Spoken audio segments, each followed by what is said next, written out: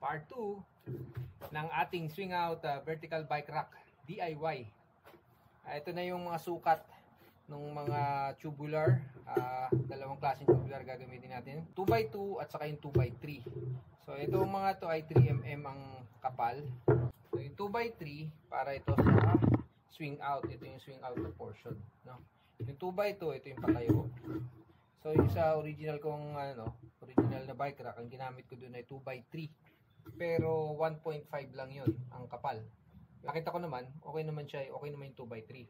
Matibay rin naman. Pero hindi ko naman nasubukan na pang matagalan na may 5 bike na karga. So for additional peace of mind, magto 2x2 na ako pero 3mm ang kapal. Tapa uling 2x2, ito yung part na ganito.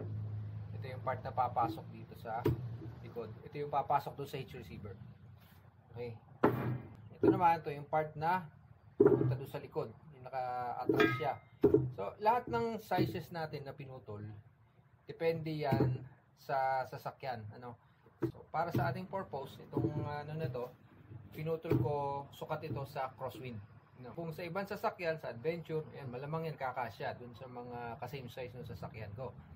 Fortunately, yung Starex namin, walang hitch receiver. Kaya hindi ko mate-testing. Although pwede ko yung mock-up siguro para malaman natin kung pag binuksan ba yung lift gate, tatama ba yung hoop. Kasi yung hoop ang magiging problema dyan kaya may ganito Kaya inatras ko siya Bukod dun sa clearance ng gulong, pag nakasabit, yun din clearance ng pinto pag bubuksan. So ito kailangan nito. Saka yung sa swing out. Kombinasyon yun ng swing out at saka itong extender. Right, so, ayun nga. Ito yung mga sukat at may mga gagawin pa tayo ngayon. Maglilinya ako. Kala ko na, tagal ko nung ginagawa. So maglilinya ako. Yung mga guidelines na yon para mapadali yung buhay ko sa pag-a-align nito mga piyesa na ito. Especially itong dalawa na to, kailangan mag-align itong dalawa na to. Bakit? Mamaya, nakita niyo. Yan, okay. So tahimik muna ako. At ako ay magdo-drawing.